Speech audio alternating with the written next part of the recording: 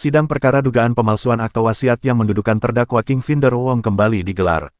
3 saksi dan ahli asuransi yang dihadirkan oleh jaksa penuntut umum yakni Nelson selaku Biro Hukum Asuransi, Amin Taufik Rohman selaku polisi, Willy Septiana selaku marketing asuransi Allianz Cabang Surabaya dan ahli asuransi.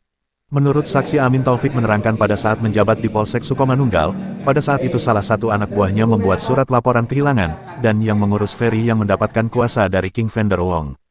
Sedangkan saksi Willy Septiani merangkan, data yang dimiliki, waktu itu mendiang Aprilia Okajaya sepakat mengikuti asuransi jiwa Allianz jenis Optima Care Invest dengan mata uang rupiah dan US dollar. Aprilia sebagai pemegang polis asuransi sekaligus sebagai pihak tertanggung. Sedangkan untuk pihak penerima manfaat diserahkan kepada King Finder Wong, yang waktu itu dikatakan oleh Aprilia sebagai adik. Kalau tertanggungnya di situ dia tulis siapa? Saya ingat saksi. Tertanggung Aprilia.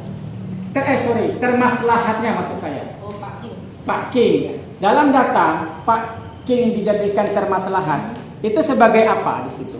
Termaslahat. Bukan kakak kah, suami kah, adik. Ya. Jadi ditulis di situ adik. Ya. Sewaktu menerangkan ini adik, ada dipinta nggak dokumennya? Tidak. Atau hanya nulis saja? Tidak. Enggak. Berdasarkan informasi. Berdasarkan informasi yang diberikan Keluarga, oleh ya. calon nasabah, Ya, ya. betul. Itu berlaku untuk kedua-duanya. Berlaku. Untuk dolar sama untuk US dollar. Nah, itu dolarnya masih ingat berapa? Lupa. Kalau rupiahnya? Lupa. Jadi untuk kedua mata uang itu termaslahatnya dua-duanya Pak King. Ya.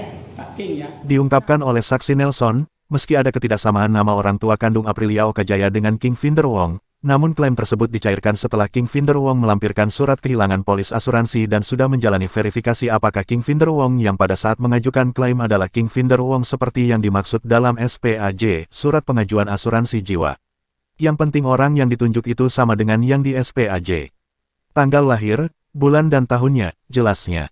Yang kami tunjukkan sesuai dengan keterangan saudara di penyidik, di situ harus ada persamaan nama orang tua kandung karena di situ kan di polis tertulis adik. Nah, berkaitan dengan ada ketidaksamaan tadi, apakah ini juga harus bisa dicairkan kalau menurut saudara yang ada di situ? Tetap bisa. Nama yang didaftarkan oleh almarhum Ya. itu adalah King Finder Wong. Ya. Ada tidak kewajiban dari bagian klaim? Betul, di sini ada namanya King Finder Wong. Ya. Tapi di situ kan harus ditulis adik. Ya. Nah, berkaitan adik ini, ada tidak kewajiban dari pihak bagian klaim Ya. untuk mencocokkan kalau memang ini adik, seharusnya kan orang tuanya kan sama. Ya. Ada tidak kewajibannya? Atau yang penting sudah kan nama dia yang ada tertulis di situ. Ya udah kami secara prosedural kami cairkan saja. Karena buku polis itu tidak balik, jadi Buku polis tidak balik. ya itu dilampirkan dengan kehilangan. Ya. Jadi kami tentunya perlu melakukan verifikasi apakah King Finder Wong yang pada saat itu mengajukan klaim adalah King Finder Wong yang dimaksud di dalam SPAJ. Itu filosofinya seperti itu ya. Ya. Sebenarnya kenapa katanya supaya namanya si A ini. Jadi meskipun itu nanti ternyata dengan keluarga ternyata beda itu tidak masalah. Itu orangnya sama. Tentu dikembalikan kepada almarhum yang mendaftarkan. Jadi yang penting orangnya yang ditunjuk itu adalah sama. Tanggal lahir, bulan, tahun. Yang ada di pendaftaran waktu SPAJ. Ya. Nah, kalau memang seperti itu, buat apa surat yang tertanggal yang bulan Desember, kalau nggak salah 18 Desember, harus ada kesamaan identitas orang tua. Di surat yang tadi loh, yang 18 Desember, itu kan menerangkan ada ketidaksamaan nama orang tua dan ini harus dilengkapi. Nah, terhadap surat yang menerangkan harus dilengkapi, sepengetahuan saudara atau sesuai dokumen yang ada di bagian kantor saudara, udah dilengkapi belum sama King Finder Wong atau pemohon? Hanya dilengkapi dengan kartu keluarga. Iya, kartu keluarga. Apakah kartu keluarga kan tadi menerangkan harus sama? Sudah sama apa belum? Orang tuanya King Finder dengan orang tuanya almarhumah Aprilia belum sama. Kok tetap dicairkan? Karena status di SPAJ ketika dia kembali adalah adik. Di SPAJ yang dicantumkan adalah adik. Tak hanya keterangan ahli pun sependapat dengan keterangan saksi di mana untuk mengklaim asuransi siapa yang ditunjuk untuk yang menerima. Menerima manfaat dari suatu asuransi ini murni tergantung kehendak daripada tertanggung. Dan juga tidak seperti halnya pekerja pada umumnya, penerima asuransi ini tidak harus dia subjek hukumnya orang. Dia bisa subjek hukumnya badan hukum, seperti yayasan, seperti misalnya perusahaan, atau misalnya ada suatu panti asuhan maka penerima manfaatnya diberikan kepada panti asuhan. Jadi penerima manfaat daripada asuransi tidak melulu sebatas orang saja. Oleh sebab itu, yang paling penting di sini adalah bagaimana kehendak daripada pihak tertanggung ini memang betul-betul berasal dari pihak tertanggung dan memang dikehendaki 100% oleh pihak tertanggung. Ini izin saya mengutip putusan pengadilan Mahkamah Agung nomor 197 garing kasasi garing AG tahun 2015. Ini adalah sengketa ahli waris dengan penerima wasiat pada waktu itu. Jadi objek-objek sengketa warisnya ada rumah, ada kemudian kendaraan, dan ada beberapa rekening bank. Yang menarik di sini dalam amar putusan tersebut, semua objek sengketa waris itu dianggap sebagai harta warisan, kecuali satu, yaitu rekening BTN. Jadi ada 3 rekening Mandiri, rekening BRI, sama rekening Bank BTN. Rekening Bank BTN ini dikecualikan sebagai objek sengketa harta waris. Kenapa? Karena isinya daripada rekening BTN ini adalah pencairan premi asuransi, yang mana penerima manfaatnya adalah orang yang disebutkan dalam wasiat daripada si tertanggung almarhum pada waktu itu. Nah, dari sini jelas bahwa pada prinsipnya sebagaimana yang diamanatkan dalam Undang-Undang Nomor 4 Tahun 2023, perubahan daripada 40 Tahun 2014, asuransi adalah perjanjian antara perusahaan asuransi dan pihak tertanggung, sehingga apa yang ada di dalam perjanjian itu merupakan kehendak daripada tertanggung dan itu yang harus dihormati.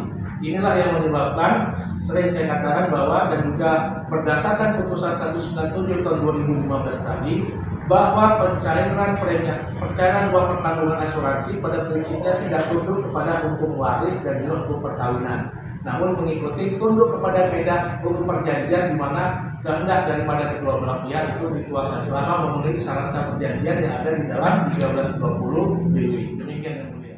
Sementara menurut penuntut umum, kalau memang seperti itu, lantas buat apa surat tanggal 18 Desember yang mensyaratkan harus ada kesamaan identitas nama orang tua kandung?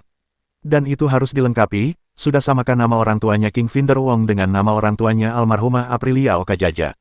Kenapa kok tetap dicairkan? Tidak adanya prinsip kehati-hatian dari asuransi saat mencairkan klaim asuransi dari King Finder Wong tersebut, ujar Darwis. Menurut kuasa hukum terdakwa Peter Talawai, dari keterangan ketiga saksi dan ahli asuransi sangat meringankan terdakwa.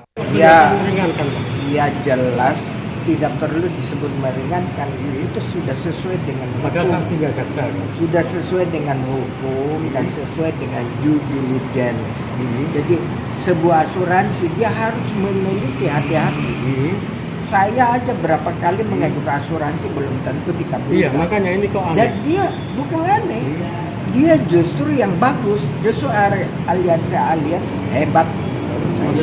Berarti dia melakukan semua ketentuan aturan hukum dengan benar.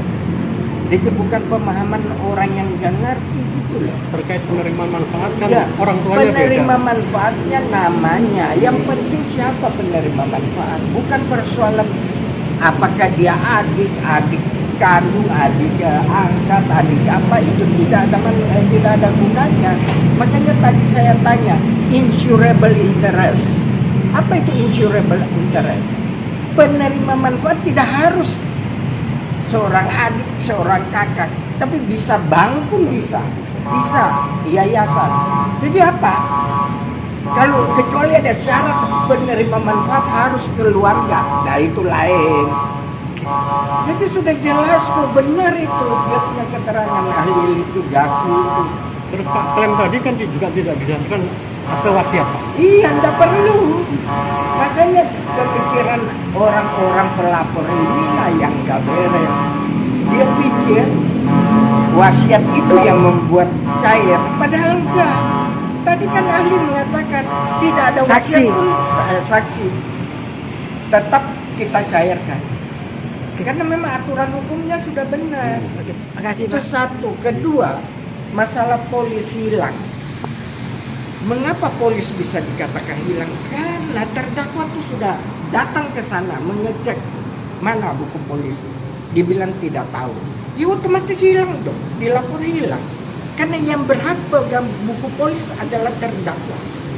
Karena dia penerima manfaat. Ini enggak ada tertulis di dalam polis tapi sembunyi polis. Lalu kemudian setelah dilaporkan hilang dia muncul, dia pegang. Dia yang nanti kita tuntut. Penggelapan surat polis. Kita akan gugat pidana. Lapor pidana. Siapa Pak yang istilahnya? Ya yang pemegang polis sekarang siapa yang pegang Jadi polis? polis itu ada Pak ya? Cuma disembunyikan sama Ada, Hendrik. iya. Siapa Dia, Hendrik? dia kan harus kasih ke King. King adalah penerima manfaat, bukan dia sembunyikan. Tapi kenapa Alien kok nggak komplain ke Hendrik?